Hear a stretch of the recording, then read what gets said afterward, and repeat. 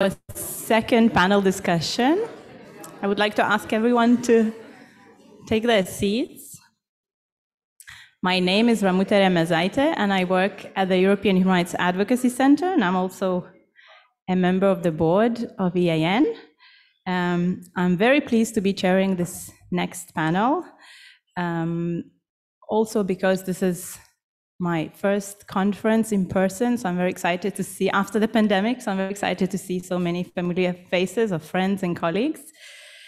And this morning, we have already heard about the implementation issues and the various existing ways of tackling it on the national level.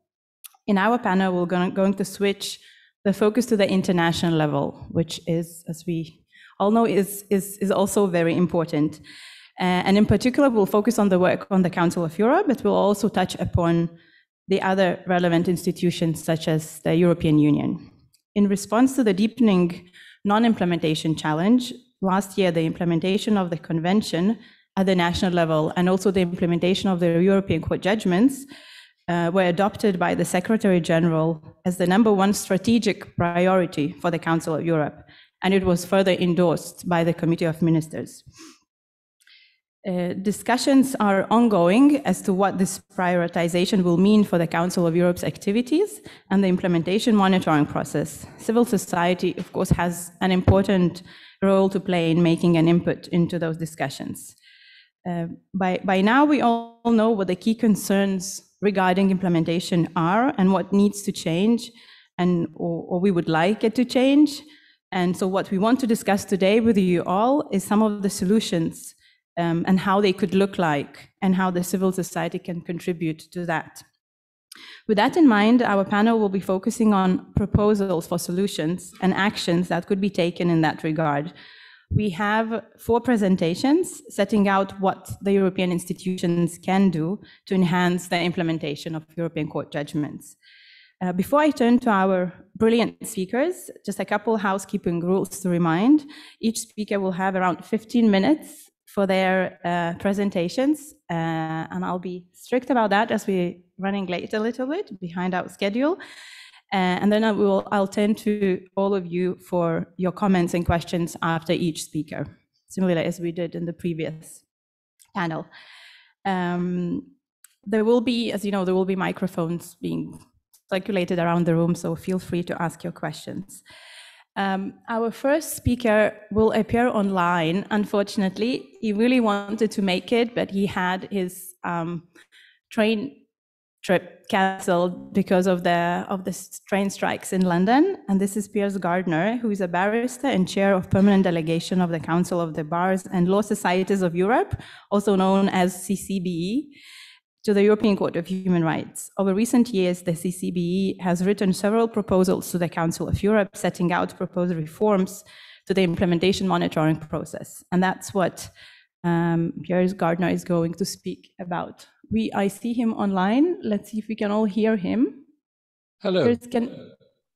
Yes, we can hear you. Can you hear us well? Perfectly. Great. So the floor is yours, please. Well, thank you very much indeed, and good morning. First, I'd like to apologize for not being with you in person. I really would have liked that very much. And I shall lose out a lot in the corridor chat, but I hope that you won't hesitate to ask tough questions. That's what we need. I'd like to thank EIN for organizing this and for existing.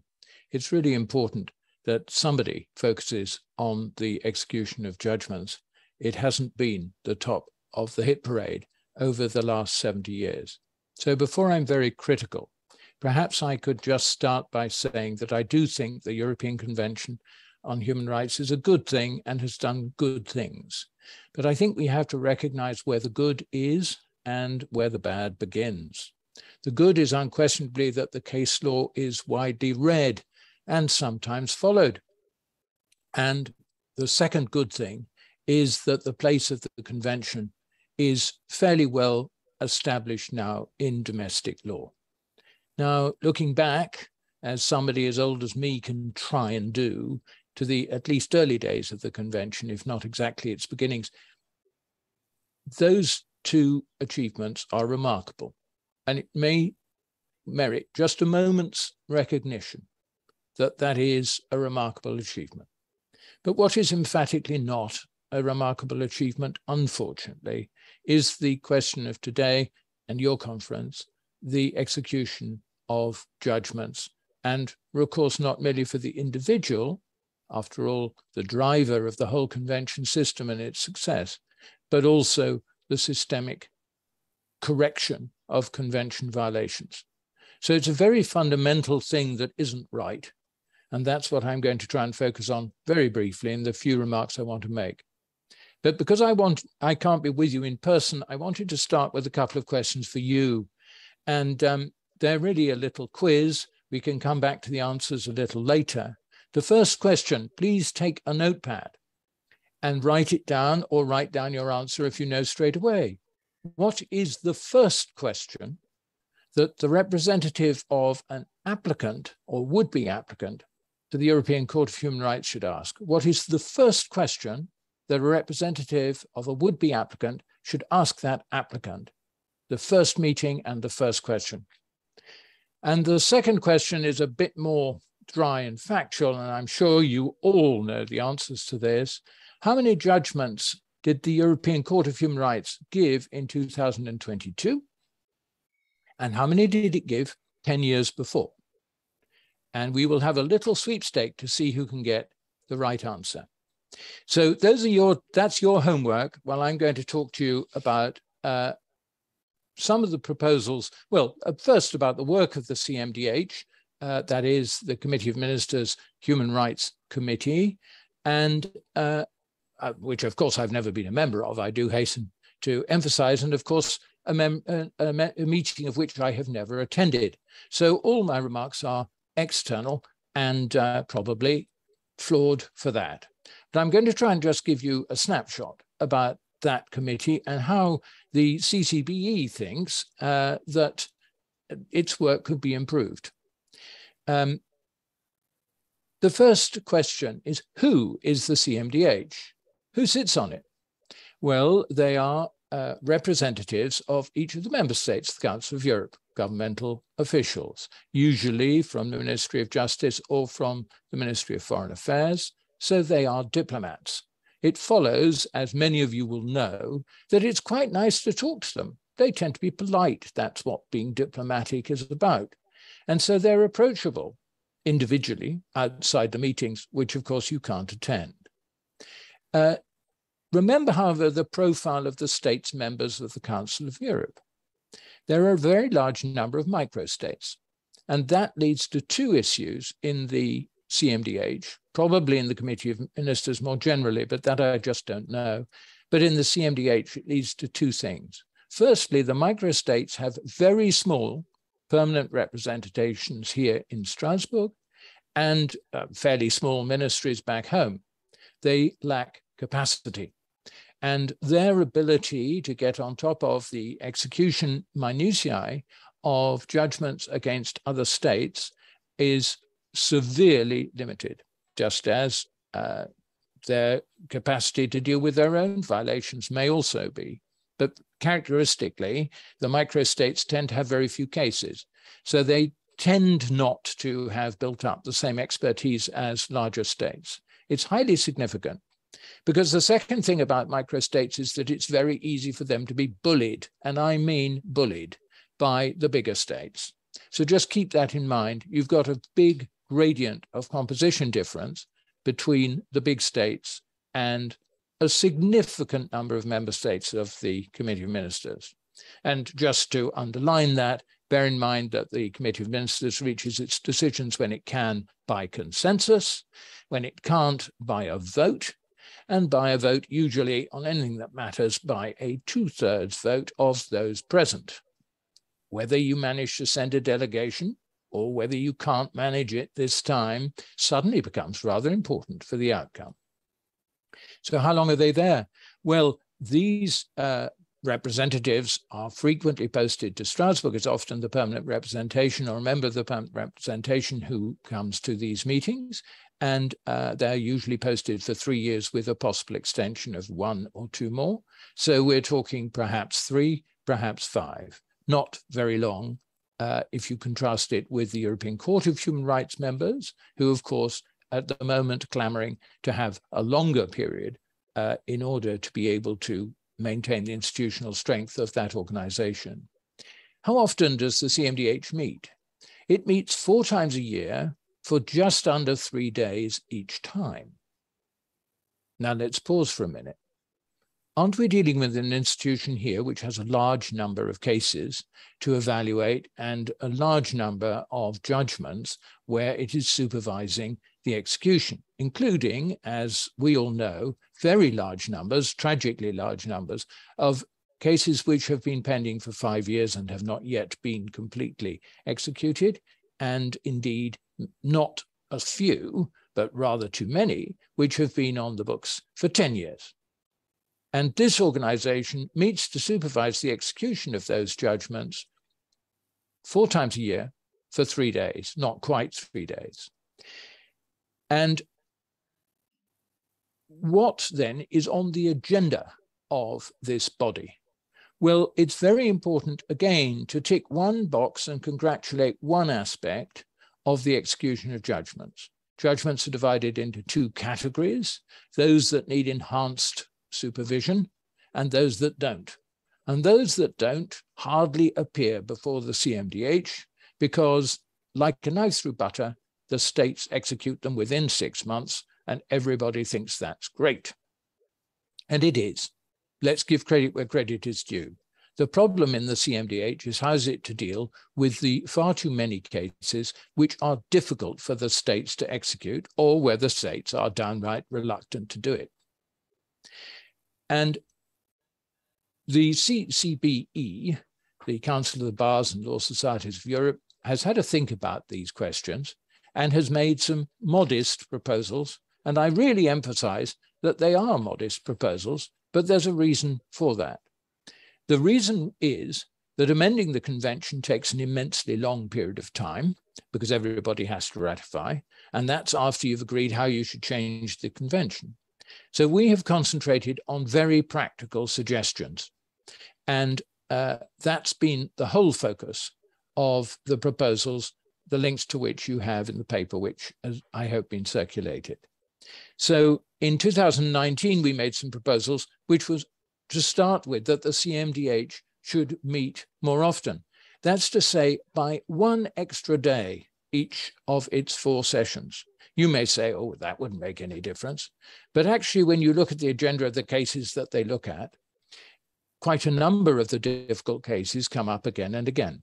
So the number of cases that the CMDH is currently able to debate in the course of a year is no more than 20 in a session and perhaps 50 in the whole year out of all the pending execution cases. So adding 1 extra day to each of their 4 meetings would astonishingly increase their capacity, if it was dedicated only to the debate of cases rather than to other matters, to debating difficult cases. You could increase the capacity of the CMDH by 25% simply by adding 1 extra day to their meetings, which wouldn't be very onerous and obviously equally wouldn't be enough, but it would be a start. The second point that is even more technical is to underline that there is a problem in the allocation of cases to enhanced supervision. In other words, the cases that ever get before the CMDH. Do you know how that is done? No. Is there any real guidance about how it is done? Some. And is there any review about whether it works? No. So this is actually an acute problem, and I'll give you one very short example. I've been asked to advise in relation to a case concerning a microstate where the highest court was found to have operated in a biased way. And the bias obviously had its effect on the judgment given in that case. Rather than being examined on that basis and under enhanced examination, as you might expect, that case has been under normal examination linked to another case a case, again, against the same microstate, almost the only other case against that microstate, which also relates to a different issue, that's to say length of proceedings, a point with which we all know nobody's very interested. So effectively, this rather important issue of the bias of the highest court of this microstate in determining a judgment and the consequences of that in its domestic law for the subsequent judgments which followed on has been buried, and it's been buried for 5 or 6 years, and nobody's looking at it. It's just stuck. Because in the Secretariat, they recognize that this shouldn't be a straightforward case as it seems to have been buried, but who can make it enhanced? So very technical issue, you may say, but it shows that there is a lack of transparency as to how this system operates, and that should be remedied and could be remedied very easily. It's just a question of improving the already much improved website of the CMDH. The last point I wanted to emphasize, and it is a particularly important one, is that, as we all know, subsidiarity is the flavor of the month. We hate it, but it's true. Well, our proposal in the CMDH, in the CCBE, is a straightforward one that parts, at least, all those parts which can practically be dealt with as obligations under domestic law, should be treated by the national courts. And the first most obvious aspect of this is awards of just satisfaction that should be made, recognized as, I should say, not made. They should be recognized under national law as debts under national law. So that instead of wasting Strasbourg's time and the CMDH's time, at least in the first instance, with the execution of judgments relating to the payment of just satisfaction, and you'll be surprised to know that 1,370 judgments of just satisfaction and friendly settlements are outstanding unpaid at the moment, not a reassuring figure. We suggest that the national legal systems should simply accept the finding of an award of just satisfaction as a debt in national law. And if you look at Article 8 of the Portuguese Constitution, I speak, of course, subject to the control of Portuguese lawyers, and similarly, Article 58 of the French Constitution, and indeed, and that's not without significance, I think I remember it correctly, it's Article 70 of the Turkish Constitution, you can see that constitutional framers clearly had this solution in mind. It's up to us to implement it. Thank you very much indeed.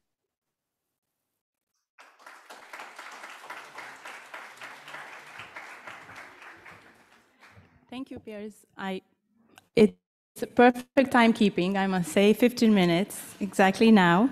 Thank you very much. We have heard some very specific and rather technical ideas as to how the supervision process, I think, can be made more effective and transparent. And I wonder if there are any questions to him in the audience on any of these ideas or any comments. Anne, please.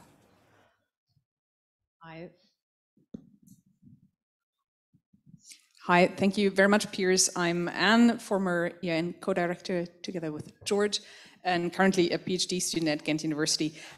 Could you elaborate a little bit about the benefits of regarding awards of just satisfaction as national debts, and perhaps how civil society actors could A, push for this, and B, then use it as an avenue for their own advocacy? Shall I take that question straight away?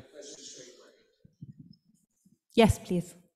Okay, well, I think the first answer is let's all read our constitutions, because it may seem a bit surprising, but I think that there are a significant number of member states of the Council of Europe where the effect of judgments of the court has not really been properly tested in the national courts, but is already clearly part of the domestic legal system. I said at the outset that the place of the convention has finally been settled in domestic legal systems, largely. There are some wrinkles, but largely that's been settled. But there's been far too little attention to what is the effect as a matter of national law of an international court judgment, i.e. a judgment of the European Court of Human Rights. Speaking for my own jurisdiction of the UK, There is no doubt, actually more correctly, England and Wales, but I think the rules are the same in Scotland and in Northern Ireland.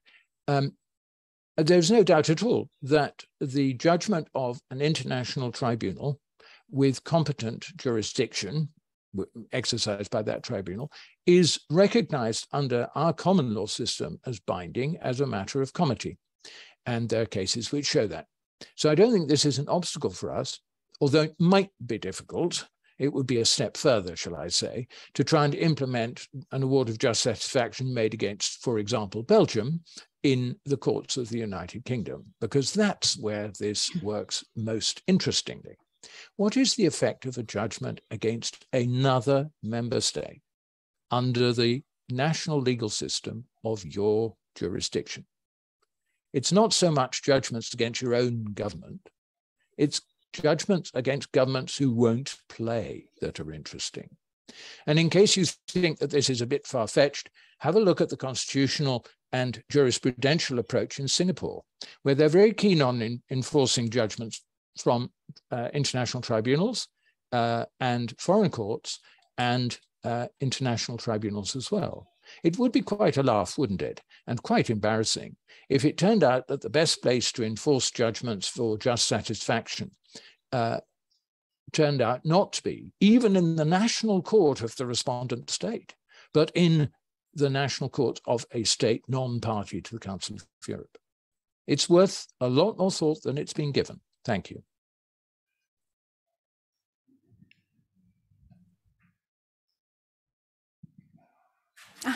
Sorry, Alice, please. Thank you very much.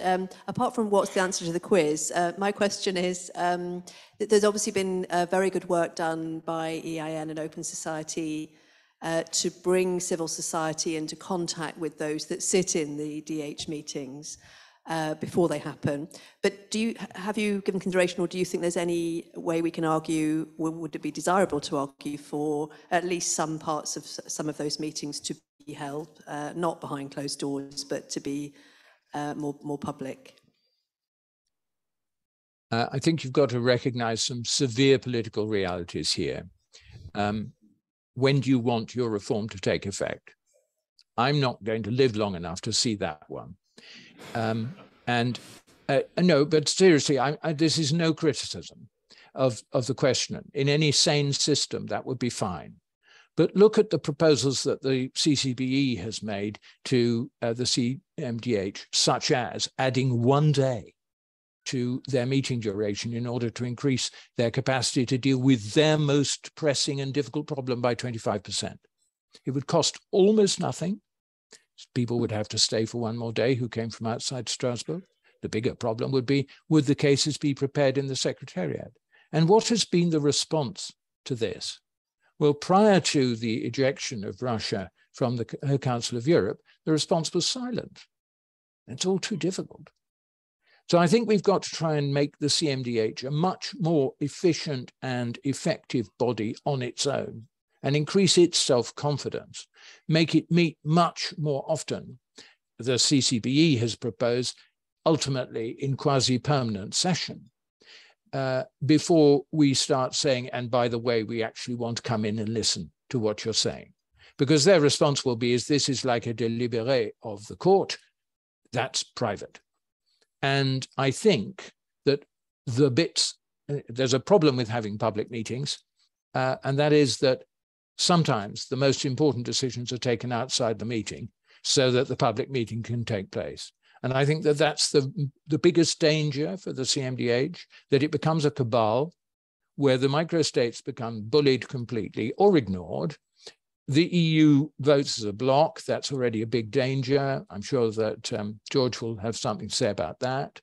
And actually, enforcement on public international principles becomes much more difficult. So I think be careful what you wish for. Thank you. Are there any other quick questions before we turn to the second speaker? If there aren't any, I don't see any. Thank you, Piers, very much. And thank you for joining us remotely. And we're sorry you cannot be here with us. We'll turn to our second speaker now. who will be speaking about how to reinvigorate the convention system after Russia. And this is John Dalhusen, I'm sorry if I mispronounced the last name, who is a senior fellow at the European Stability Initiative, which is a Berlin-based organization and has played an essential role, as well, many of you will know, in the monitoring of the Council of Europe over the last 10 years. Most notably, ESI was central to uncovering the so-called caviar diplomacy scandal, which saw Azerbaijan using bribes of cash, caviar, and other goods to obtain favorable PACE reports on its human rights record. John has been looking at the convention system, what it needs to survive and thrive, and consequently what civil society should be advocating for. Thank you. How does this work? Like that? What's this? What's the system? Everyone else managed to do this. Why can't I do this? Why is this complicated? Next. You have to point it out. Right, very good. I'm going to try and stick to 15 minutes, which is going to be a little bit difficult. I want to paint a big canvas and a big picture. Perhaps I start by saying that everything that I want to say, I would have said pretty well exactly the same 6 months ago. The only things that changed with Russia's departure is that perhaps it's a little easier to say it, and definitely, if people want to, it's easier to address the problems that I want to talk about. Because essentially what I want to do is 3 things. I want to show that the system, the convention system, is much more fragile and much more vulnerable than most people are prepared to acknowledge. Secondly, I want to explain why I think this is the case. And then thirdly, what I think should be done about it. And therefore, by extension, what NGOs should be calling for, focusing on advocating for. But this requires one to go back a little bit to a really very basic question, to which I think lots of people give very, very, very different answers. And this obscures thinking and makes thinking about the problems and the solutions much harder. And I want to kind of dwell on this for a second. So, like, the original answer was basically peace. Rights-respecting democratic democracies would be less likely to invade each other. That was it. And then you craft a system that tries to do this, and it has a number of pretty straightforward features. It has a collective guarantee. The emphasis there being on the intervention of other states in response to a violation occurring in another. Like, it implies an agency, an active agency on the part of other states. The other really central feature of this system was that it was conceived as a club of democracies, countries that were already democracies, and it was intended to preserve them as democracies. It was for the preservation, not elevation, of standards. Well, and was that it? It was an early warning system. That was it. It would sound an alarm. It was a watchdog, and then other people had to do stuff about it. And it was for the most serious violations. I'm not sure I'm giving time to read all this, but if I read it, it'll all take too long. But trying to get from the original people talking about this, conceiving this, imagining this, what it was supposed to do. So that, and as that, with these features, it worked pretty well, right? You get a culture of compliance, which is conditional on those features. 68 judgments, not many, it worked well, but rarely, not a bad criteria. Before the 31st of December 1990, just 2 of them weren't executed 5 years later, right? A culture of compliance. Then 3 things happen. And they happen roughly chronologically. Some of them take longer than others. And they radically change the nature of the court. It develops a quasi-constitutional function. It comes to sit at the apex of a normative framework. And the court starts delivering its jurisprudence in this direction in the 1970s. It takes a while for this to evolve into national systems, where now, in most places, as Piers was saying, and really quite remarkably, because this was never preordained, it's not written into the convention, it's basically incorporated into the national legal systems of every country. Courts apply it, and it sits there. And it's, frankly, amazing, significant, and pretty useful. But it shouldn't be taken for granted, and it's really changed the court from what many of the original designers were imagining. Then the idea of individual justice takes root. Okay, this was also in lots of people's heads at the very beginning. States were more reluctant, But okay, because it was working well, because there's confidence in the system, it changes to a system where you get, I think, what is now the standard answer. What is the court for? An individual victim of a violation can secure redress. I think that's the standard answer. But it's only one, and this was my point. It's one answer. And then you get the third thing that happens, a wave of new members. Not all of them so democratic, and quite a few of them even less democratic today than they were back then. These three things radically change the nature of the court. Man, what is going on? So you get a court with four functions. The four dogs of the court, right? You've got four of them, and the question is, can it do all these things, and how is it faring as these different things? So first of all, it's a watchdog. This is the original function. And as a watchdog, it's good, it barks. It's not enough just to have a sign saying, beware of the dog, and then people cotton on that not much is happening. With the dog, there must be the security guard, the police officer, who comes along and arrests the individual or detains them in some way, right? That's a key element of the utility of a watchdog. It is a rescue dog. This is the individual justice function. And again, it's not enough just to offer the guy who's fallen into a crevice a swig of whiskey, a glug of brandy. Someone's got to come and pull them out, right? Here's 3,000 euros, very good, go on your way. I want to carry on my journey. No, you stay there, but here's 3,000 quid. So it's a rescue dog. It's a sheepdog. This is the constitutional function. This functions quite differently to the other ones. Right? As a watchdog, it doesn't work if one is ignoring everything. As a sheepdog, you can afford a few strays, right? So long as the majority of the flock is heading in the right direction, it's okay. You can afford one or two strays. You can't afford 5 or 6 because then the herd splits. So that's how the sheepdog role functions. And then lastly, it's a guide dog. It's a guide dog in two ways. The one I want to function on is the first, a guide dog for democratic transformation. It's also to some extent a guide dog for the evolution of new norms that the courts are linked to the constitutional function, that the court then thinks this is the direction that human rights should be heading in, the standards required today. As a guide dog, obviously the significant feature of the guide dog is not stronger than the person it's leading. Right? The person is led to a destination by the guide dog, must consent to be led there. If the person wants to walk off in another direction, well, the guide dog goes, wrong way, wrong way, wrong way. Not a lot happens. So the question is, can it do all these things?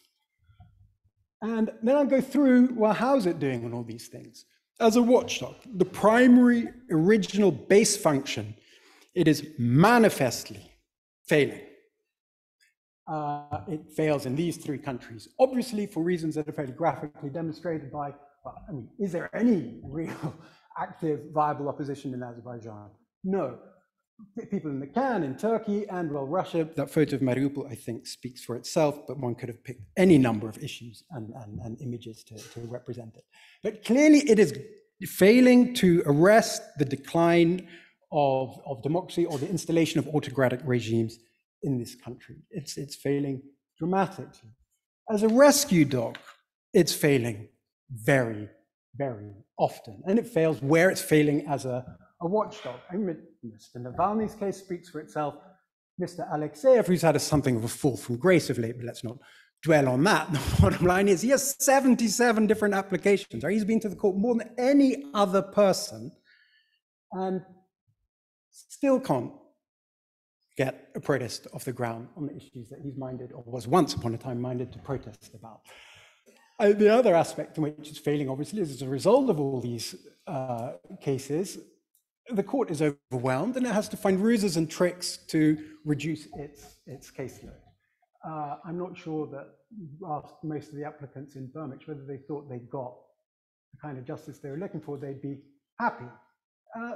Because if that's your caseload, the idea that you're meaningfully delivering individual justice in a timely and useful fashion to people is not always, but certainly for many, really close to a fiction.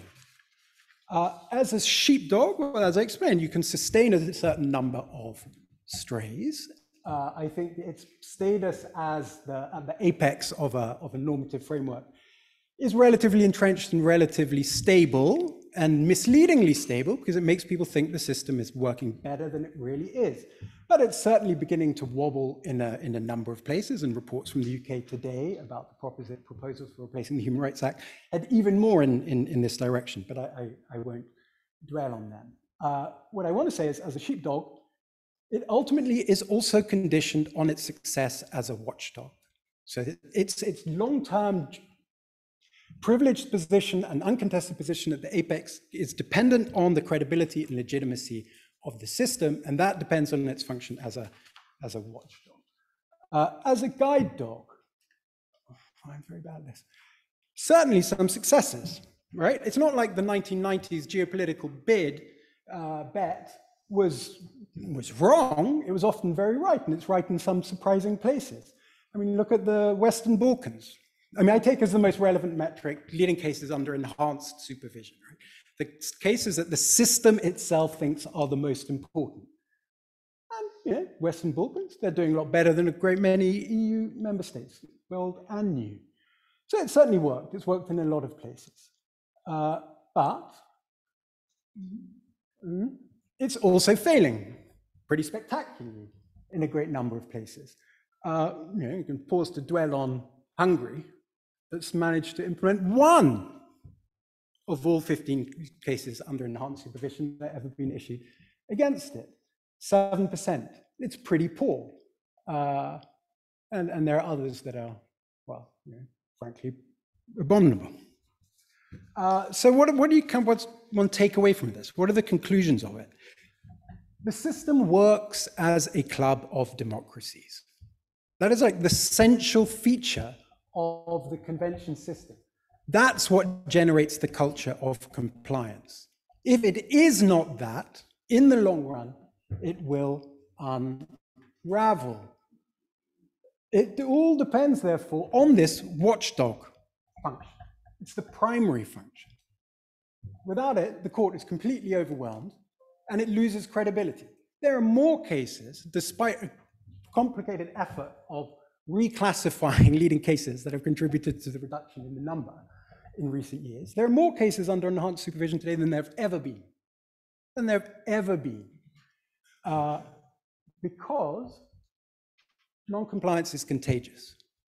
You cannot quarantine in the long run the systematic ignoring of our violations in one set of countries for ulterior geopolitical reasons and hope that it does not contaminate your system. Right? And the numbers just speak for themselves. I mean, you know, Hungary's record is appalling. Well, I mean, I could have added more countries to this list, obviously. But there are some of the more striking ones that appear in the news for all sorts of rule of law related reasons. Non-compliance is contagious. So what does this mean? I've got to run on. How we talk about the convention matters. It matters a lot. And how we talk about it has to move from this, which is the popular narrative of governments, and dare I say it, many NGOs, well, a little watchdog function, what's nice if it works, but it's not that important. Really, it's the other things that are so important about this grand institution. To this, that's the correct weighting of what the court is doing. I won't dwell on it too much. You need a watchdog function that intervenes resolutely and robustly on the things that matter. And the question, well, what are they?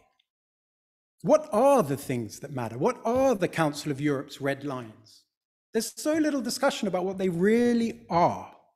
And yet this is the single most important question. Like, which are the things that really matter? Which are the things that mean you are no longer a club of democracies? Which are the things that mean if you do not respect these things, you have no place here?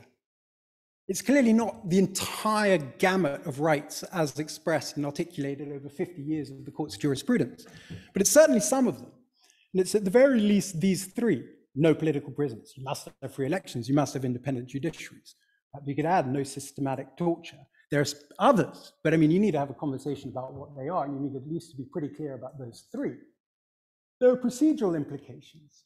The system, the procedures for suspension are well, I don't know, I'm trying to find the right word, but I mean, basically farcical.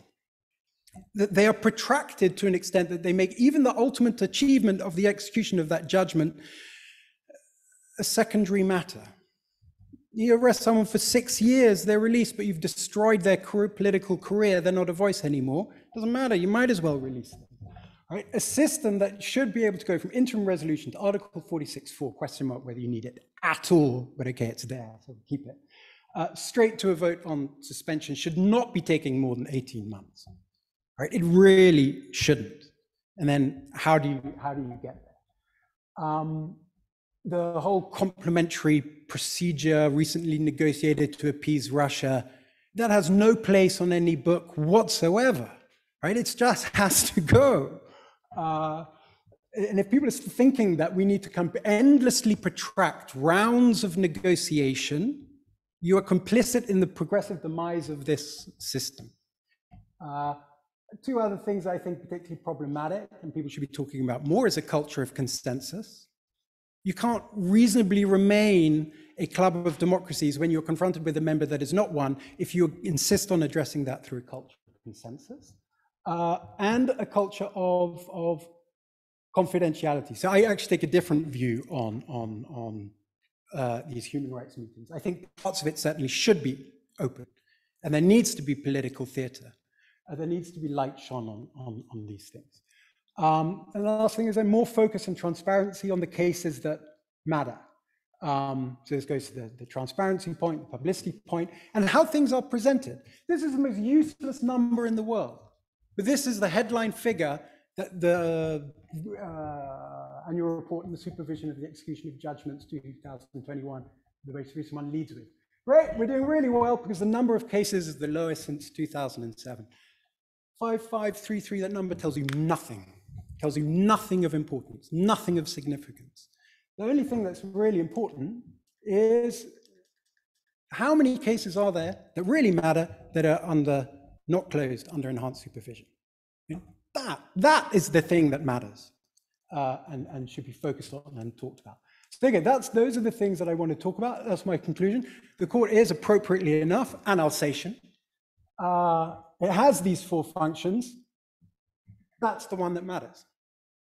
It is a watchdog, and states need to back it, think of it as a watchdog, and NGOs need to talk about it and back it as a watchdog.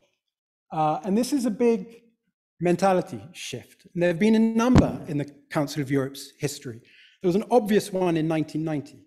That period is over. It now needs to have a new way of thinking about what this convention system is doing. And what this convention system is doing now is not trying to extend the democratic heartland further east. It's trying to ensure it up in its core. And that requires a really different way of thinking about it, which goes back to an original function. So that's what I wanted to say. Thank you very much indeed. Cheerio.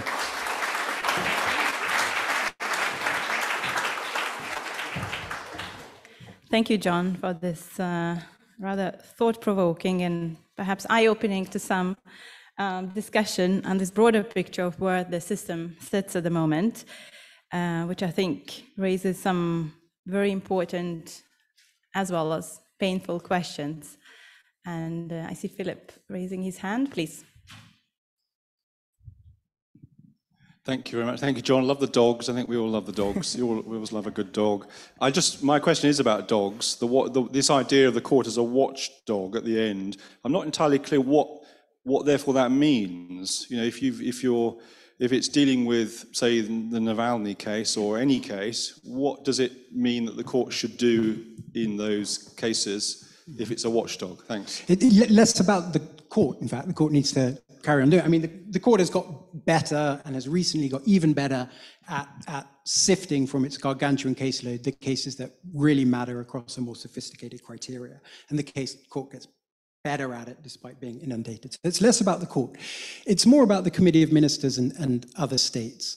And it's basically an invitation to having a more relaxed view of suspension and expulsion. It's understanding that unless this is realistically on the table with the members it currently has, the system is not long-term viable. The other 3 functions do not suffice to lead countries to the promised, democratic land in the sky. And if it's in the face of persistent recalcitrance on the serious issues, the issues that are genuinely constituent of a democratic, rights-respecting country, and they're obstinately refusing to respect it, then out. And that's how you shore it up. And the fear of exclusion is an exaggerated and imagined fear. So, oh no, they're suddenly stripped out of the protection system that the convention has to offer. But in that situation, the convention already isn't offering any protection. It offered zero protection to Mr. Navalny, like zero. Despite going to court 24 times, 8 judgments, it protected him in absolutely no way. Likewise, the rest of the NGO community, it offered them no protection at all.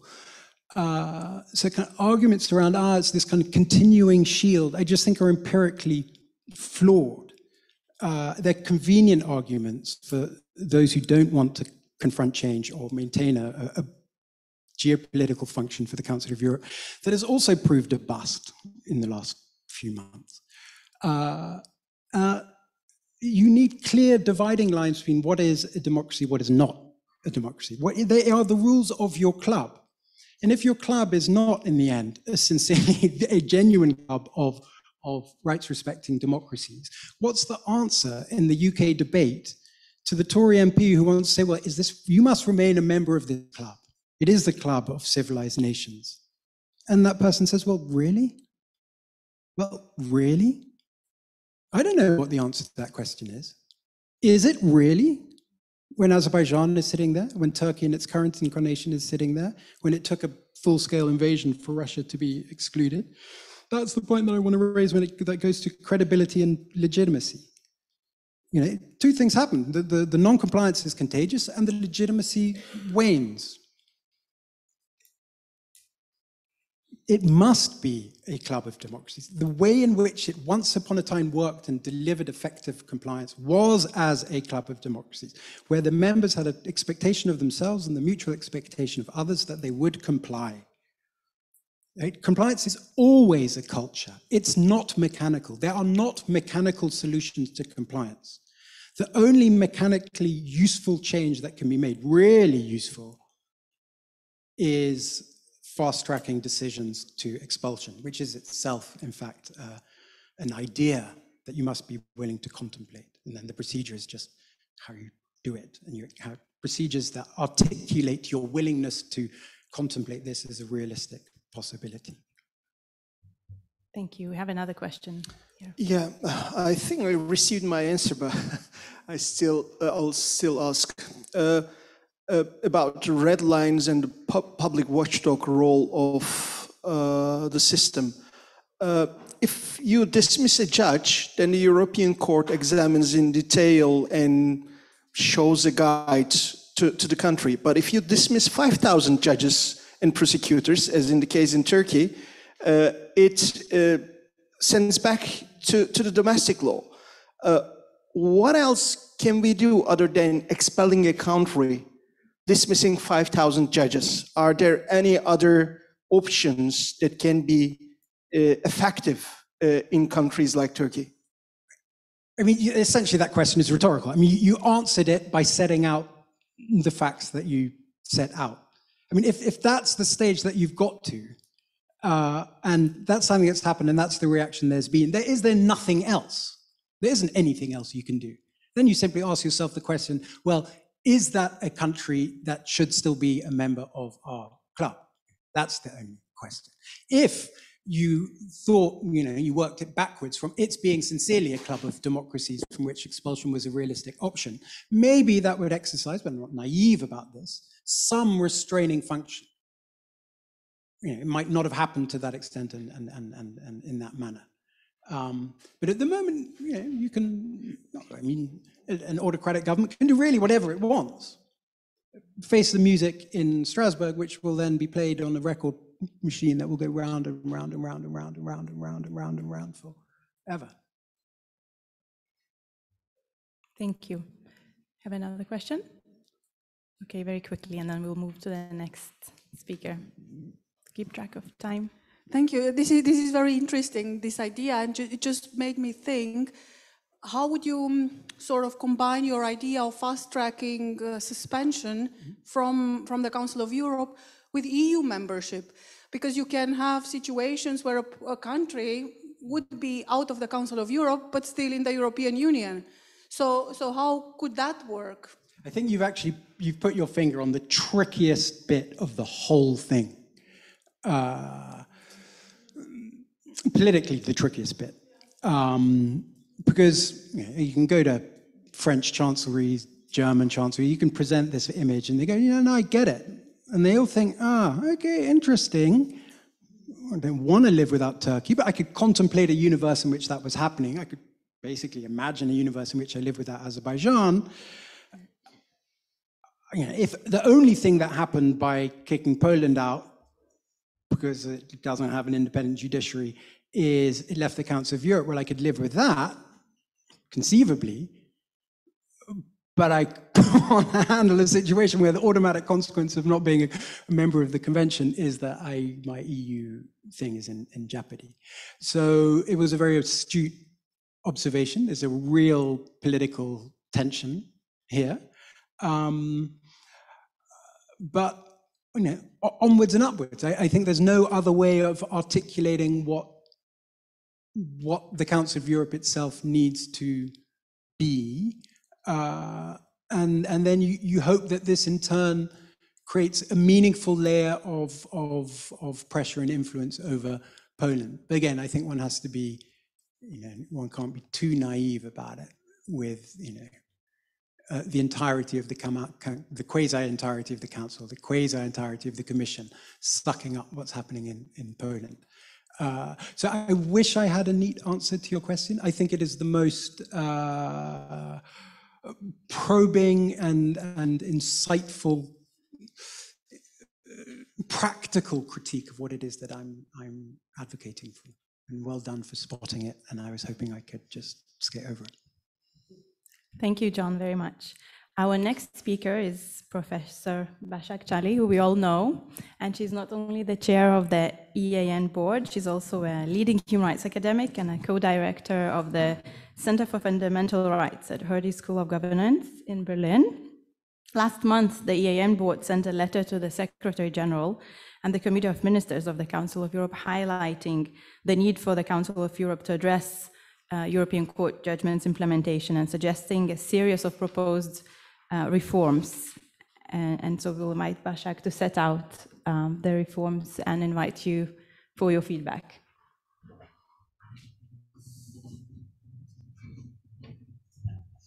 Thank you very much, Remute. And so I'm going to take you a little bit away from dogs, if that's okay. So I might invite you to Hotel California. If anyone knows that song, you can check out at any time, but you can never leave. That's the spirit of this part of the presentation. So this is I'm going to talk to you about a lot of things we've been talking in the European Implementation Network about what can be improved at the international level. We're realists and idealists at the same time, and we've made a bunch of recommendations. So what I'm doing is really to present you these and also get feedback, pushback, perhaps criticisms about whether we imagine well enough, whether the recommendations are good or whether less ambitious, not too ambitious, but they're in the spirit of really the Hotel California mode, I have to say. So I have to switch your mode a little bit in that direction beforehand.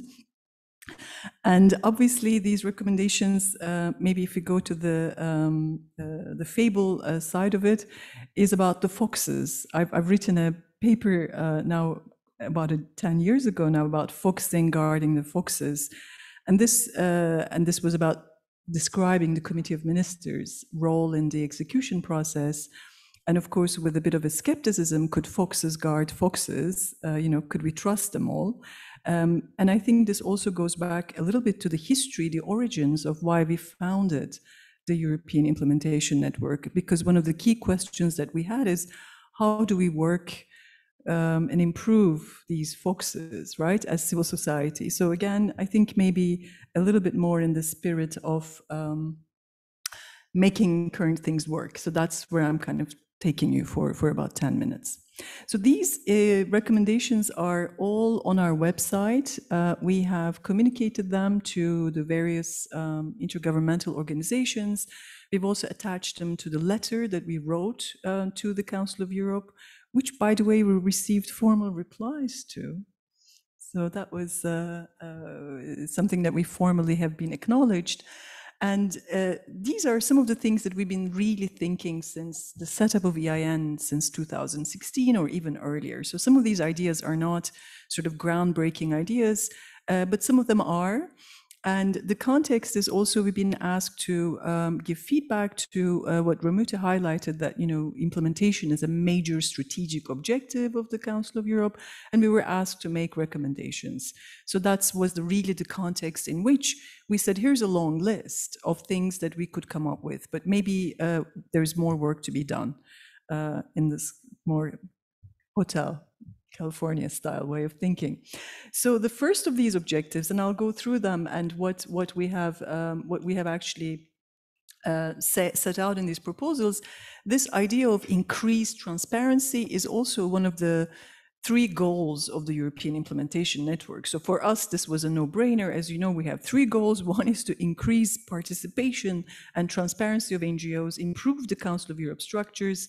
Of course, we have the other 2 roles of capacity building and also horizontal learning in civil society. So for us, this is where we come from, right? So this whole transparency, and of course, we all know that this is not a very transparent system. A lot of information is not really public. It's so hard to access, and you just need millions of hours to do any, to say anything meaningful about what's going on in any jurisdiction. So we really call for a lot of concrete proposals about increasing transparency and further engagement of civil society organizations in the international process. But do we go a little bit more concrete, what kind of things that can happen? And some of these, as you see, are very fine-grained resolutions. So this also came up about transparency of the standard procedure, enhanced procedure, how things are upgraded, downgraded, what is included in what debate, that we actually want to know exactly more about all of these processes. So a lot of the recommendations we made, some of them are, as you see, very, very nitty-gritty in a way, quite detailed on what would concretely improve transparency of some of these processes. There's a lot of information gaps. And some of you are working on implementation for a long time, maybe from various perspectives. And the reason that maybe you don't feel these information gaps is because you have mastered the art of finding this information. But that's not normal or healthy, that somebody had to spend, a lot of their working hours to master this. This shouldn't be so complicated. So I think this is an area that we would continue to push as EIN, and making as nitty-gritty as well as, other recommendations. But we're very keen to hear from everyone again on the issues and on the troubles. And mind you that not all of our expertise on access is even. And this is important, not to take it for granted if you say, I know how to, get information, because that's not necessarily a good indicator of the transparency of the system or how we are actually part of it. So we have a lot of recommendations on the website on a lot of these cases about a lot of the issues about what is communicated to us at what point, when NGOs should get what kind of information, how these are posted and shared and things like that. So there's a range of these information related recommendations. And we also are very interested in this question of NGO engagement with the Committee of Ministers. As you know, it's just now an email engagement. Of course, fantastic. You can write an email to the Committee of Ministers with your Rule 9.1 or 9.2 or what have you. So that's the form. And obviously, we have done a lot to bring representatives to Strasbourg for these briefings, and these are also well known. But a lot of other engagement is not there. We sometimes find out that the Committee of Ministers is having country visits in various jurisdictions, and you read it in the news, but it is very unclear whether civil society is actually consulted or met with and discussed in these meetings. So we also made some concrete recommendations about not just sending this email, but what other channels are there, and could we make this more routine? Why is not an implementation mission not talking to NGOs domestically as well? The court talks to litigators, right, every 2 years. So this was another proposal, that why doesn't the Committee of Ministers talk to implementers, who also happen to be litigators, but not necessarily. So these are some, again, suggestions that come in this. So we obviously wrote this letter, this public letter about funding. So this is another area that we made a lot of recommendations. And one of the things that we, as the board of EIN, we wrote in the letter is that there's a lot of big talk now, lots of excitement, implementation is very important and so on. It's a big strategy item, but our research has shown that this is not really met with financial resources, so that this could just be a lot of talk. So one of our very concrete requests is to say, well, who is doing what? If this is a major strategy, so how is this going to work out? Again, this also goes to a transparency related question. And of course, we have made quite specific fundings and also about suggestions as to where this money should go from our view. And again, we welcome further thoughts and suggestions as to, one, there should be funding, and then two, how to spend it from a civil society perspective. And these are also some recommendations that we made in that spirit. This obviously is a key issue for us. This was also the focus of the first panel of building national capacities, because will, as we have discussed, political will and capacity are both required in doing effective implementation, having channels of implementation. And this is something that we're also, something that we made a recommendation on, having a special representative on implementation of judgments that would really focus all this energy, because we see that a lot of work could also be quite fragmented in this field at the level of the Council of Europe. So here was another suggestion of how maybe you can cultivate, and create a good focus point on these issues, is something that we also proposed. And obviously, this patchwork of domestic systems is still something, we still haven't better understood exactly who is setting up why, what intergovernmental groups have NGOs, the others don't. So just to say, oh, set something up doesn't seem to have created the impulse in the last 10 years about really improving domestic structures. We are critical of the annual report. We love the annual report as EIN. Great to have an annual report on implementation and execution, but it's not very telling of implementation and execution, in particular from a civil society perspective of, okay, what am I going to advocate? The report says, probably, if you read all the great figures that was also shared, you have to probably advocate for a lot of judgments to be implemented, but what exactly? So, what are the individual country situations? And again, this asks us to do a lot of further research. And I think we want to see a bit more in this report, because the report should help advocates. It shouldn't be like a student homework that somebody has to study for 3 weeks to figure out. So how to make this report more advocacy friendly is something that we really would like a little bit more work on. So there's a lot of data in this report, but we don't really qualitatively understand, what the significance of these issues and cases are. And I think we can do better in that. And we make a lot of suggestions on this. And we also want to understand country situations. There are these country fact sheets, in various bits of the convention website, but the reports don't give us a really good picture of, what we need to do. So I think some suggestions are making this report advocacy friendly, because who is this report for? it's for those who want to implement the judgments. So then, it has to be useful for us, not, extra work to read between the lines about what exactly is going on. Now, finally, and maybe this is something new, not to everyone.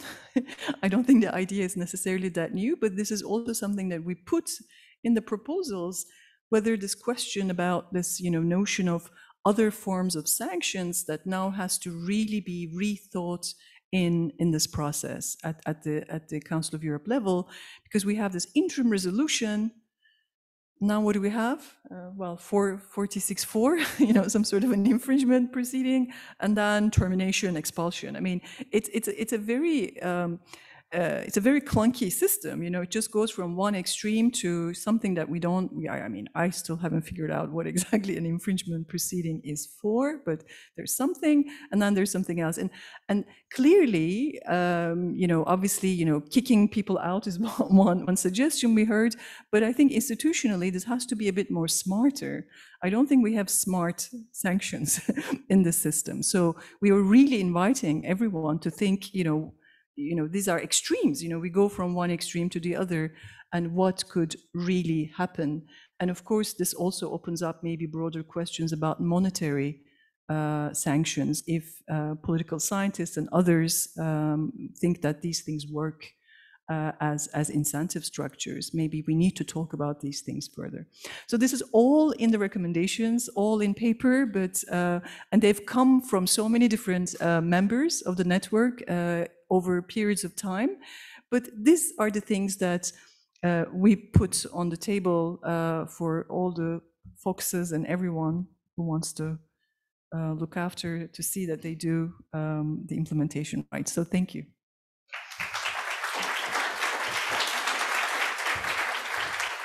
Thank you, Başak, very much for setting it out so clearly. I see a few hands already. I saw the first one here, Krasimir, and there. And if you could also briefly introduce yourselves. Thank you. My name is Krasimir Kanev, and I have already introduced myself. I think that we should question also the current mechanism for the execution of the judgments. I think that the record of the Committee of Ministers is deplorable. 1,300 judgments, leading judgments, most of them pending for execution for, almost half of them pending for execution for more than 10 years. This should be entirely unacceptable. And we should look on how actually effective this system is and whether there are not inbuilt defects in it.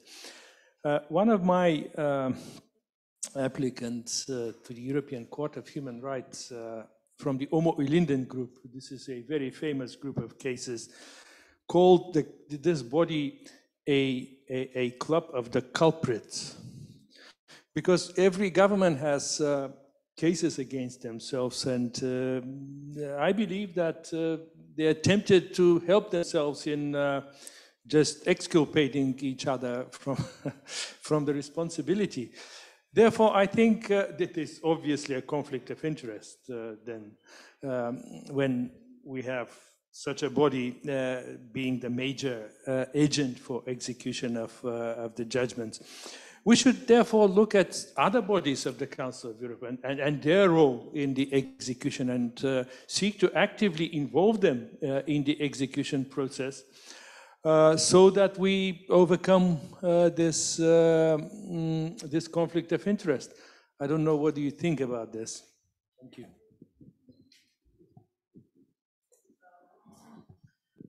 I was just asking George if we had any recommendations on the other bodies, but I think not in this document that we shared. I mean, I think this is my really own reflection on this. Involving others to have a multiplier effect is always a really important idea. And of course, PACE has done a lot of work on implementation. So is the Commissioner for Human Rights, right? So they're all doing. So this is, I think, there. But in terms of making recommendations as to how they would work together, what will be the new procedural innovations, I don't have personally sort of concrete suggestions, because I mean the idea is that everybody has to put pressure and also transmit information to the national authorities. I mean the model is sort of a facilitation model, but we could talk about what could be sort of the various mechanisms. One thing that maybe it may be worth thinking is, this discussion about transparency of the system, the closed meetings of the Committee of Ministers has been a long discussion.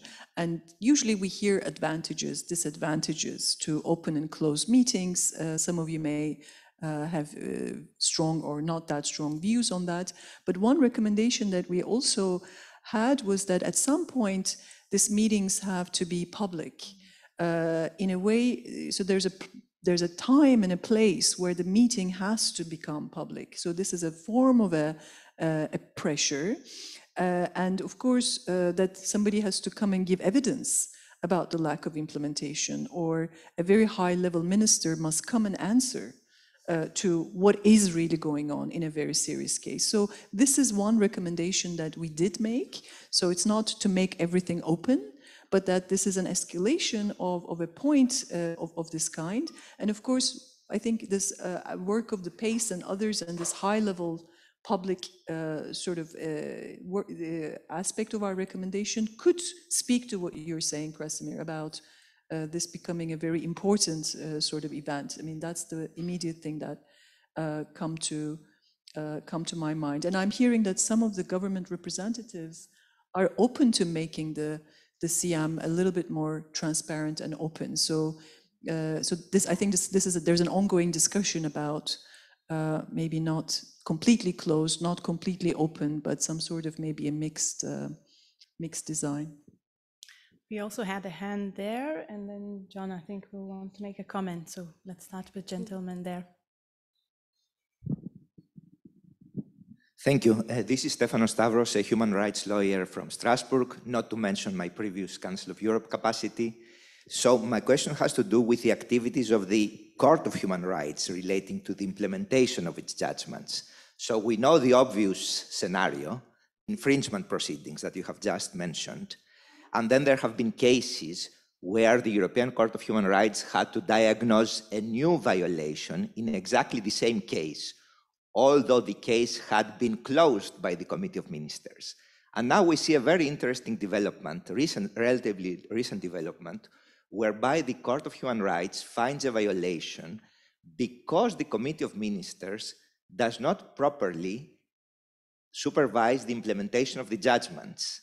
And the case law is quite divided on this. Sometimes the European Court of Human Rights will say that the new application is not admissible because it relates to a matter that is pending before the Committee of Ministers. But there have been several cases where the European Court of Human Rights, relying on something that happened domestically during the implementation, finds a new violation while the case is pending before the Committee of Ministers. And this is not a science fiction scenario. It has happened in two sets of cases having to do with Greece, my country, the home of Macedonian civilization, Slavic Macedonian at that, and the Turkish minority associations cases. So in these two sets of cases, apart from the infringement proceedings, everything else has happened, and the cases are pending before the Committee of Ministers for more than 14 years now. So I'm wondering whether, this new idea of asking the court to find a violation while the matter is pending before the Committee of Ministers and relying on something that happens domestically, in the reopening of the proceedings, etc., whether this is not something that we should be seriously considering about. I don't know, Başak, if you wanted to comment on it? I mean, I think you're right. The court's understanding is really evolving.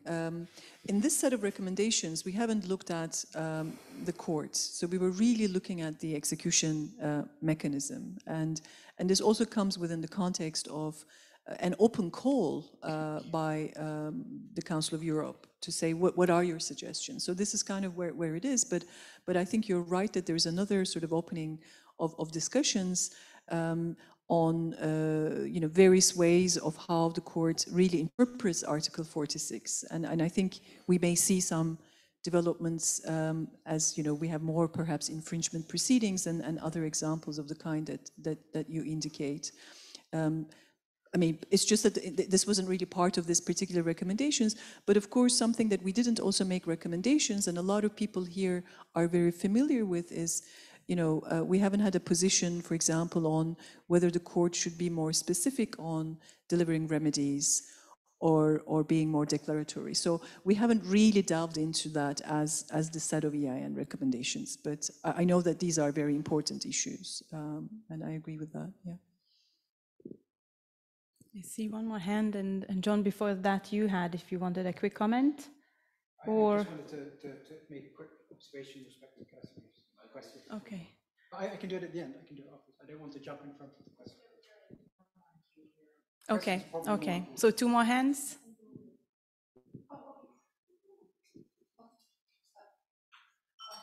Let's start there, and then we can move there, and then to John. Okay, thank you. Sorry to take again the floor. I'll try to be very brief, but there are quite some comments I would like to make. And thank you so much for these very interesting presentations and also the suggestions. And I'm sure that EIN suggestions will be very much onboarded in the mind of all of us, because now the Committee of Ministers has to implement the Hamburg and Athens decision, ministerial session decision, where it has to look in its tools and way of ensuring execution when faced with delayed or refusal of execution. This is the first thing. And thank you for mentioning again foxes guarding the foxes, because this is an article which I have always Bashak with me. And from time to time when I am depressed, I'm looking at it. And it stimulates me. You mentioned possibility of new sanctions. And I would like also to say that this is something which were already discussed years ago in the CDDH, and there were quite a number of proposals on the table, including proposals concerning financial sanction, but it did not went through. And some of these proposals have been made public in one of the annual report of the Committee of Ministers. It was a document from a working group of the CDDH. Maybe time comes to look again at it. Is the Committee of Ministers the right body or not to supervise the execution of judgments? I just remember that some other international courts, including intervening at the opening of the judiciary year at the court, said that they were envying the system of implementation of judgments by the Committee of Ministers. Because it's a unique system. And if you go back to all the work which has been done since the Rome Conference, I think it was in 2000, if I'm not mistaken, and all the work which was done, it came clearly out of it that the Committee of Ministers, with its position and being the executive body, is the best who can see how states can be supported and where the measures should be taken with what means, because it has the whole Council of Europe expertise.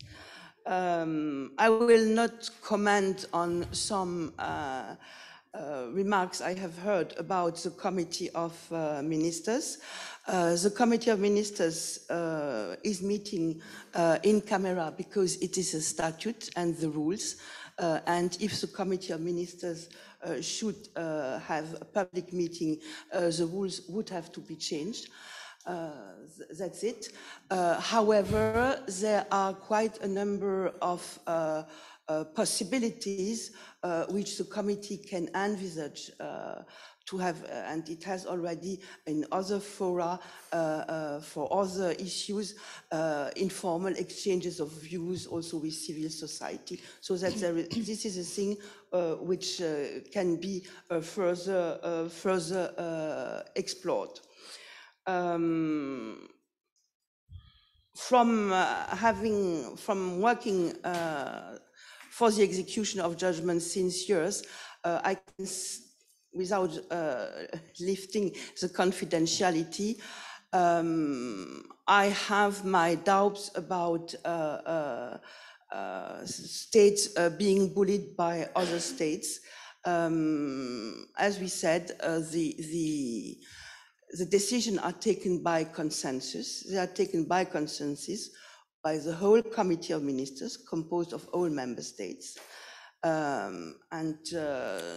It's a process. You can go to vote. This can happen. It's in the rules of procedure of the Committee of Ministers. And when it happens, then the voices expressed speak for themselves. Third thing I wanted also to say still, but now I forgot it. And so I think it is better that I no statistics. One can have statistics saying what they want. Statistics can always be improved. However, in the one statistic from the annual report of the Committee of Ministers was mentioned, but there is on page, I have the French version, 66 and 67, for the year 2021, a breakdown by states of leading cases pending. So everybody can see how many leading cases are pending, for how many years, because it's also breakdown by years. Finally, annual report could be more convivial, more telling.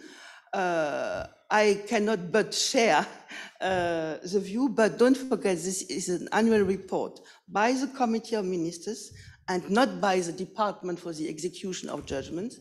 This is sometimes a confusion, and this report has to be adopted by the Committee of Ministers. However, there are some introductions, especially by the Director General of Human Rights, which are rather telling. Thank you for your patience. Thank you. We had another couple questions, but I think we'll stop here and we'll move on to the last presentation. But I have a proposal that we can raise any other related questions concerning the presentations at the second half of the next session, where we have what we call a World Cafe. We'll have a chance to discuss all these ideas. We'll stop discussing the Council of Europe. We'll move to the European Union now. And I invite George, who you all know very well and who doesn't need an introduction, I think, to present EIN's recent work on how the European Union comes into place when, as far as the implementation of European Court judgments are concerned. Please.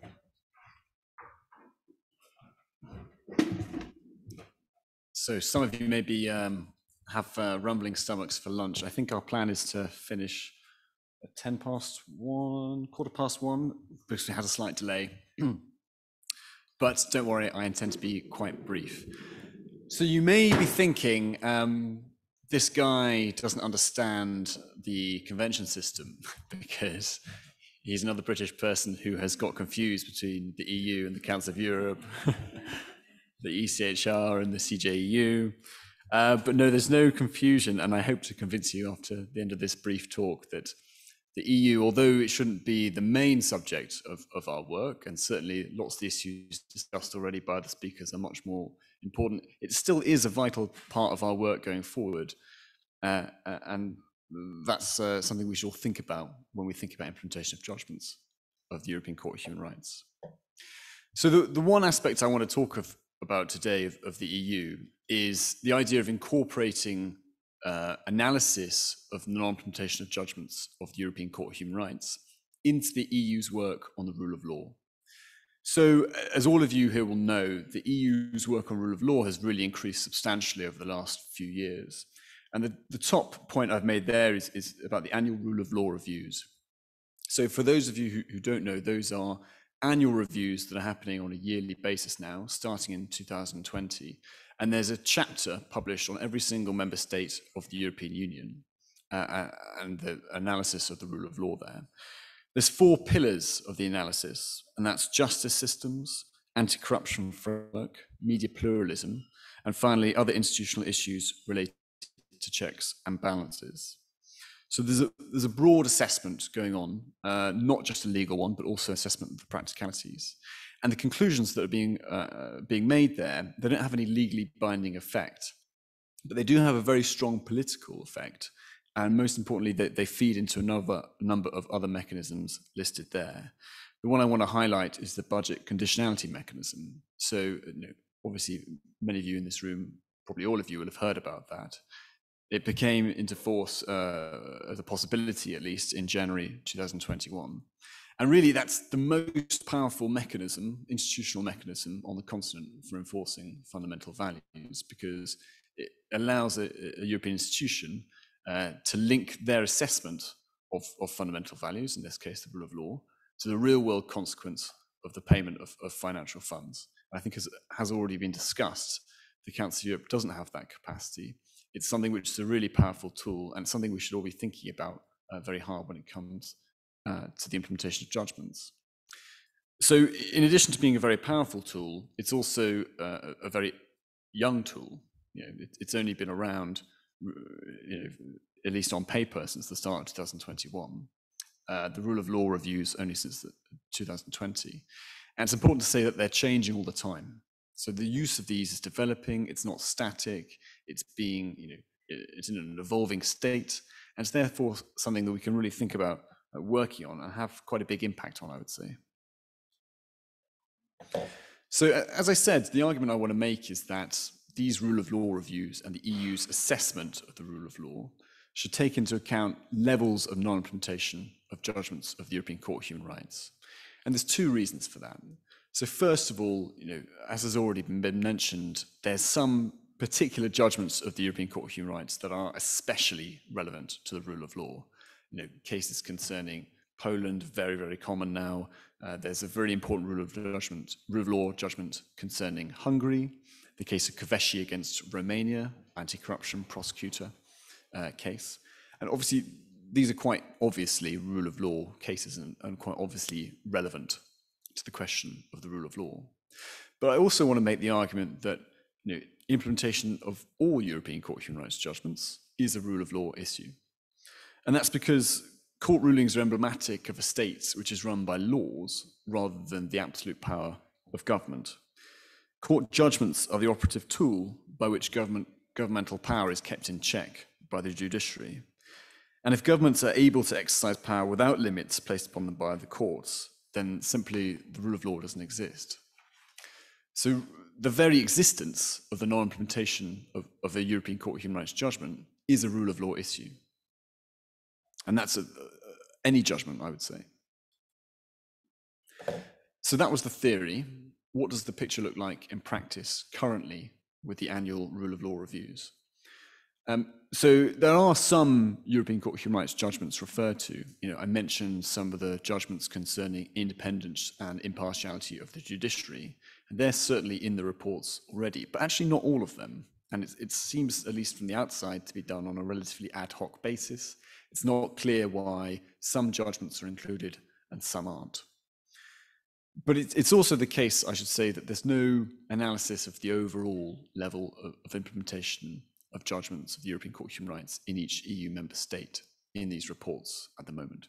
So, for example, the case of Bakker against Hungary, really important independence of the judiciary judgment, that was included in the 2020 annual rule of law report. But what the reports don't say is that over 70% of the leading judgments against Hungary from the last 10 years of the European Court of Human Rights are pending implementation. There's 48 other leading judgments, all representing structural or systemic issues which haven't been implemented in regard to Hungary. And that, I think, is a really worthwhile thing to say. And as I mentioned, only a minority of the judgments are being detailed and set out. So, for example, Bulgaria has, I think, 92 leading judgments pending implementation. Romania, it's 106 leading judgments pending implementation. But the annual rule of law reports of the European Union only mention 2 leading judgments pending implementation for each of those states.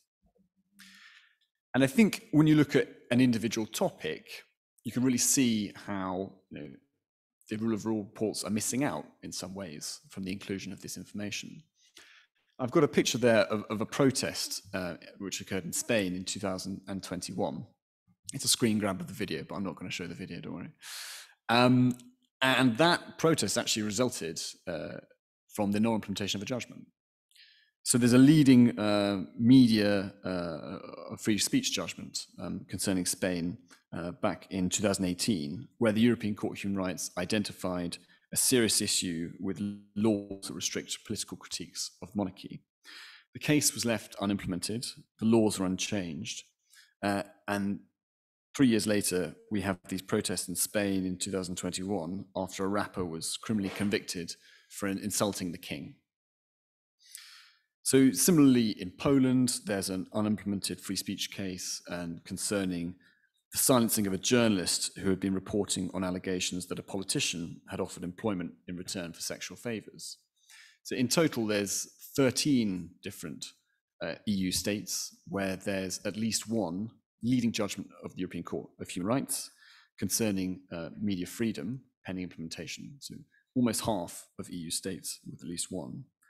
Each one of these judgments represents a systemic or structural problem with free speech, yet none of the cases are included in the 2021 Rule of Law report. So I think that's a good example, I think, of really why these things are so important. They're fundamental to democratic societies, and why the non-implementation in different EU states is a really important issue that should be considered. So the vision for what the EU Rule of Law reports could look like, including European Court of Human Rights non-implementation. What we would propose is that there is a section in each of the country chapters, and that section does a comprehensive analysis of unimplemented judgments which are central to rule of law issues, but also has an overall analysis of the levels of implementation of leading European Court of Human Rights judgments. That would provide a really good picture, I think, of levels of implementation of Strasbourg Court judgments in EU member states. I've already mentioned a lot of the benefits to the EU Rule of Law reports regarding their implementation, or their inclusion rather, of judgments of the European Court of Human Rights, levels of non-implementation. But I want to add one more, which is that it's a very anomalous situation that a country can be part of the European Union and has to, well, let's put it like this, in order to become part of the European Union, a state has to be a signatory to the European Convention on Human Rights. Yet, after becoming part of the European Union, a country can not implement maybe all, who knows, leading judgments of the European Court of Human Rights and face no consequences from the European Union, and indeed have that fact not even mentioned in the European Union's reporting on rule of law. So I think that's one more reason why it's so important that these judgments are taken into account. But it's also important to say that the inclusion of this issue in the EU rule of law reports would strengthen the implementation of judgments of the European Court of Human Rights. So I think even before we get to the question of possible financial repercussions, just having the issue highlighted in such a highly visible and highly valued report that's going to be read in every capital in Europe would be really, really helpful. And then ultimately, of course, I did raise this question of potential financial repercussions. Now, whether that happens or not, if it did happen, it would, those financial repercussions would be linked to an overall rule of law picture, not just non-implementation of judgments of the European Court of Human Rights. But it's possible in the future we could see those things linked, and that's an amazing opportunity, I think, as well. So let's finish with just the work that's been done to date. Now, many of the people in this room will have already made a contribution to raising this issue, because before each of the EU's annual rule of law reports, there is a consultation period. The most recent one happened in December and January. And NGOs can make submissions to that. So lots of NGOs across Europe who work on the implementation of judgments of the European Court of Human Rights made submissions to that process and mentioned the non-implementation of European Court of Human Rights judgments in their state, individual judgments, and also statistic, overall levels. And I think that's a really, really important thing to happen. And my recommendation would be to keep doing that work, even if it's not reflected in the next rule of law reports. It might be in future. And for organizations that haven't made those submissions, or perhaps made a submission and not included the issue of judgments, unimplemented judgments of the European Court of Human Rights, we encourage you to do so. EIN, we made 27 different submissions, the consultation period for every country in the EU. And we also ran a joint project with Democracy Reporting International, which resulted in the report that you'll see at the back of the room that really did an analysis of ECtHR implementation in each EU member state. We did a series of events that included MEPs, EU Commission officials, to try and really make this case. So the next EU Rule of Law report is coming out in July. We'll see what it contains. I'm really hopeful that it will have a lot more information about non-implementation of judgments of the European Court of Human Rights. But as I said, even if it doesn't, the system is progressing all the time. It is changing all the time. It's not set in stone. So I'm hopeful that this work will continue and that we can all be a part of it. Thanks very much.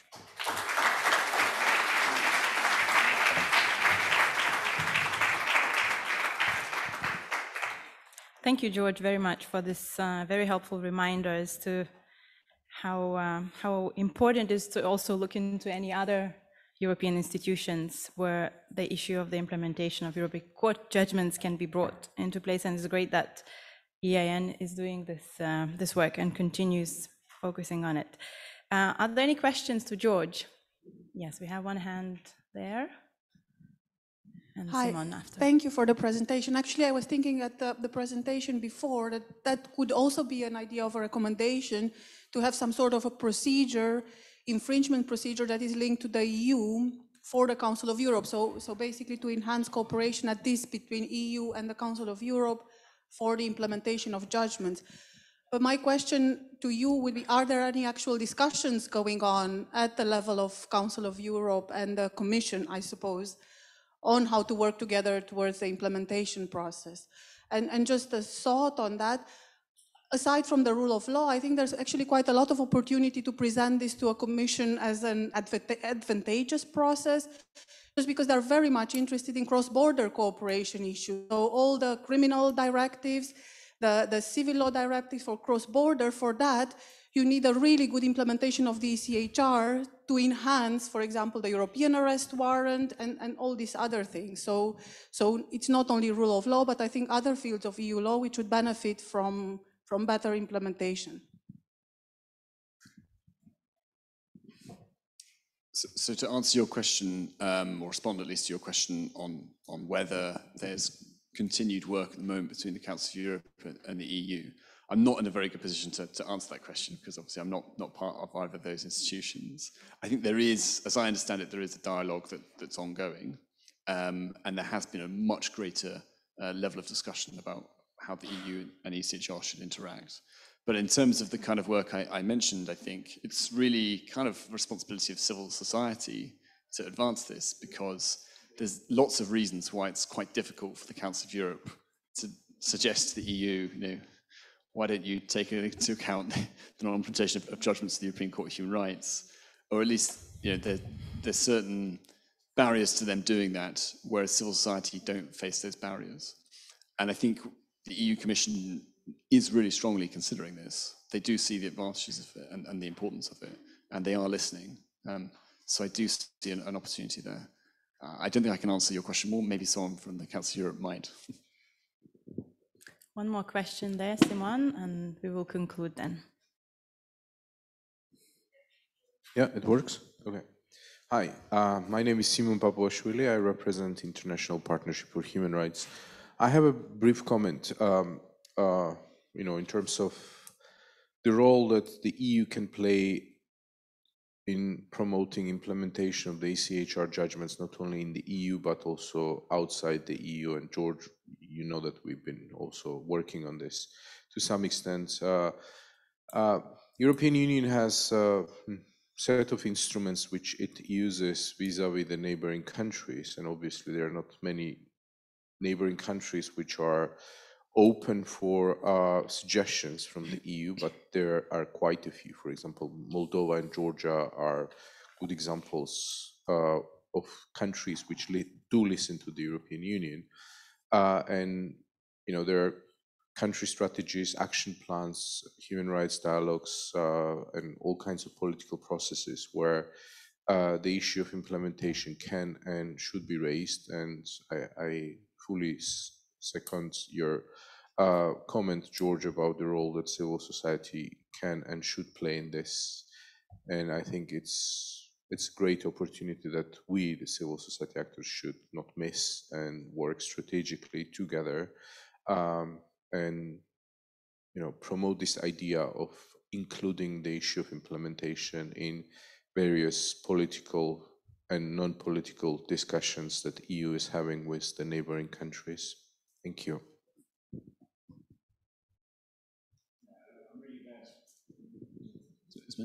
I'm really glad you mentioned that, Simon, because I didn't have time to discuss the way in which this work can be incorporated to the EU's work outside of the EU. But I think it's such an important area as well, and an area where there's a huge amount of possibility for advocacy on so many different levels. I mean, and I think civil society has a really big opportunity to bring this work into their dialogue with the EU and to raise these cases in all sorts of different situations. I'll give one really short example, which is that one thing that we did in collaboration with other organizations was brief the EU's Azerbaijan desk on the non-implementation of individual judgments related to Azerbaijan, and also some of the wider issues there regarding the implementation of general measures prior to the EU's human rights dialogue with the Azerbaijani government.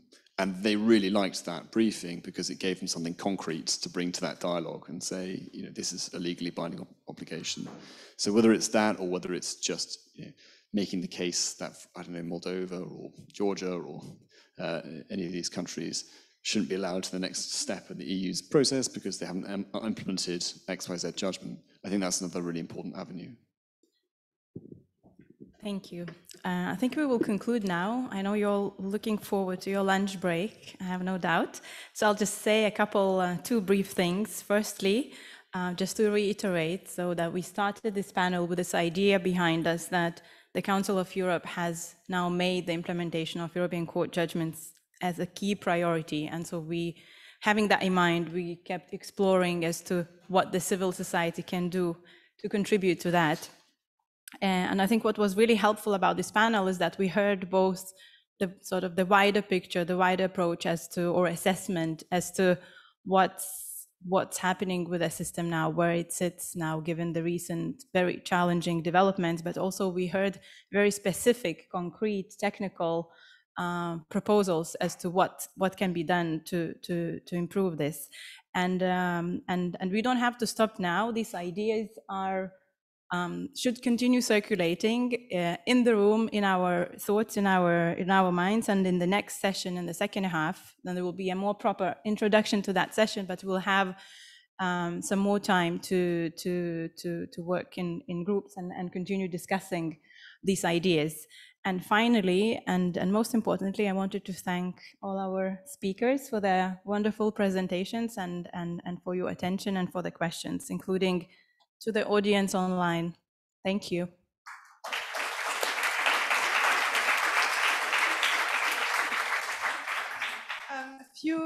A few announcements for the participants who are here in person. Sorry for the online participants. Now we all have lunch.